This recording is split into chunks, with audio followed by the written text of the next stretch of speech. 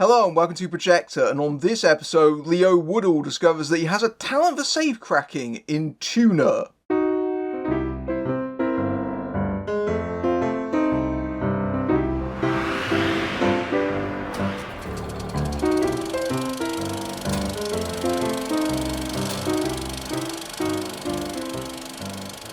Nicky White, played by Leo Woodall, has hyperacusis, which makes him extremely sensitive to sound, and works as an apprentice to piano tuner Harry Horowitz, played by Dustin Hoffman. As Nicky develops a relationship with piano student Ruthie, played by Havana Rose Liu, Harry is hospitalised after a heart attack. Struggling to pay for Harry's medical bills, Nicky encounters a group of thieves led by Leo Razzi's Yuri, who discover that Nicky's acute hearing enables him to crack safes by ear and puts him to use. Tuna is the first narrative feature from Canadian filmmaker Daniel Roher, who also co-wrote the script. He has previously been a documentarian, winning the Oscar for Navalny, and earlier this year releasing his most recent, The AI Dog, or How I Became an Apocalyptimist.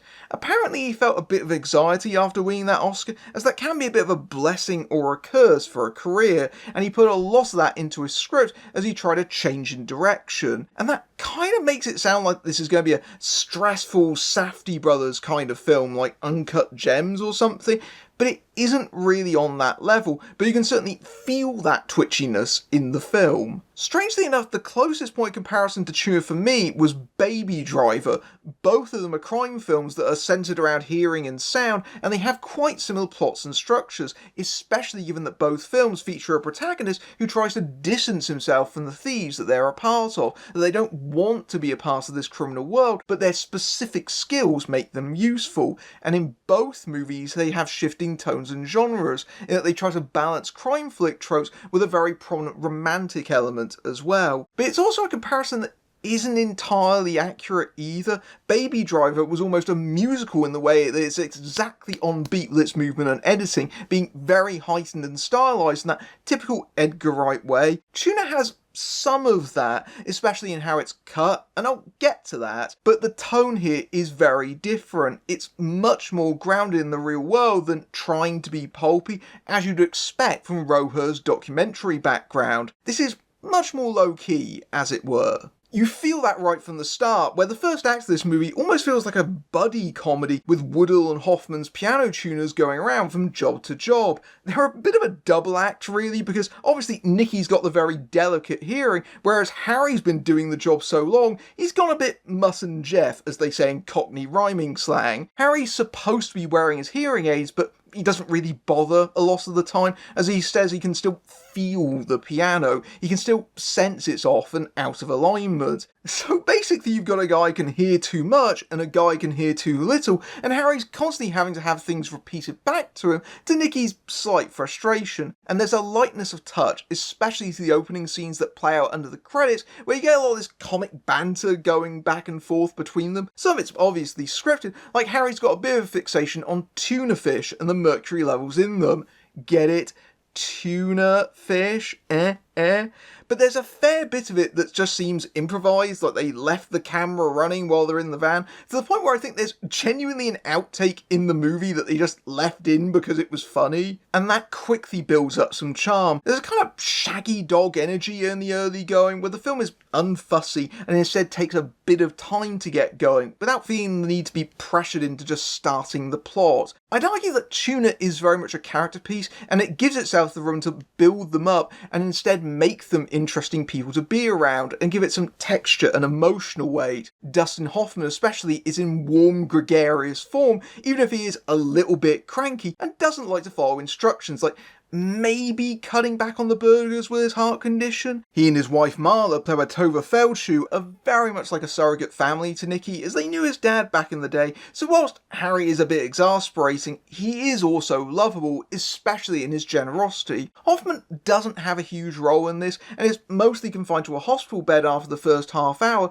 but he's still significant even when he's not on screen, as the film frequently cuts to a bobblehead of him on top of the dashboard of the van as Nicky drives around. sound. But Hoffman's presence also feels like a bit of a signifier in how this is a throwback. Obviously it's set in the present day, so you got mobile phones and the internet and later on cryptocurrency, but underneath all the modern trappings, Tuna has the feel of a movie from the 70s, one that Hoffman himself might have played the lead in at the time, with its focus on the slightly scruffier parts of New York. It has that vibe without making it into a pastiche that it often becomes a lot of the time when it's an overt period piece. Leo Woodall gives a strong star turn as Nicky, who is someone that has somewhat withdrawn into themselves, but rather understandably. He's casual but moody, especially when it comes to actually playing the piano, which Harry tells anyone who will listen that Nicky is a virtuoso apparently. He was a child prodigy, but his condition has meant that he's not played it for years. He speaks quite softly and carries himself in a way that errs between unassuming and defeated. It's worth noting that despite Roher's filmography, this isn't a documentary about hyperacusis, which is a real condition, and for those that suffer from it, it can be extremely debilitating and painful. The movie does actually acknowledge this somewhat by mentioning that Nicky has had years of exposure therapy, so he can even work around pianos, so he's kind of high functioning as far as someone with a condition goes. But it's one of those things where you don't really realise how loud the world is because you become accustomed to it and filter it out, especially when you're in the midst of a city like New York with a constant hustle and bustle everywhere. Nicky wears plugs in his ears most of the time, but even then he'll have to put overhead ear protection on top of it to try and get some quiet. And the sound design is such an important part of this movie, and it features an excellent mix that will really test a cinema speaker system. Any review that doesn't mention sound designer Johnny Byrne isn't doing their job properly, because there's so many nuances to his work here, and the way that it tries to make the audience feel the audio, how Nicky does subjectively. You can hear the way that sounds change as he tries to muffle it, but also the sharp moments of loudness too at points, like the scene where Nicky first meets Yuri as they're trying to drill into a safe, which is almost ear-splitting. There is a certain level of irony that a movie about hyperacusis is one that those who have it would probably be unable to sit through. Both Byrne and Roher bring a playfulness and experimentation to the mixing, especially as Nicky obviously can't control the sound around him, so you can imagine how stressful it is to have a loud noise unexpectedly. Things like fire alarms are not just simply a nuisance, they're agonising, even damaging,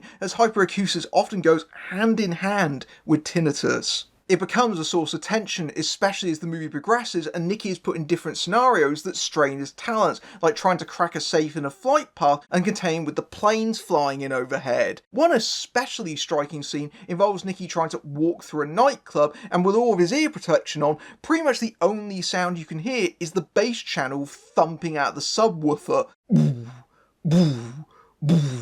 Which is very strange and disorientating.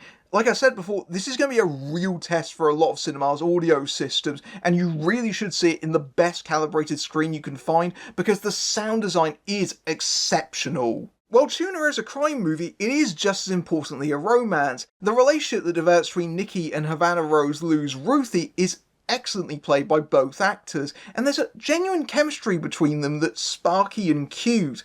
There's a bit of tension in the relationship as well, because in a way she represents what he wanted to be, as she's trying to create her final thesis concert piece and impress a maestro played by Jean Reno in a very late appearance and potentially get hired by him. She's effectively living the dream that Nicky could have had without his condition. That's how they end up getting together in the first place, as he recognises her talent and so does she, but there's something a little bit volatile underneath their interactions, and as much as this is Woodall's movie, I honestly think this could be a breakout role for Havana Rose Lou, because she is brilliant in this and is a vital reason why it succeeds so well. It could have easily lost its way in the middle when it focuses on their romance, but it remains compelling. The other reason there's a tension between Ruthie and Nicky is that there's a very strong class element to a lot of the movie. Nicky is very much a working class guy, and while Ruthie may not be rich,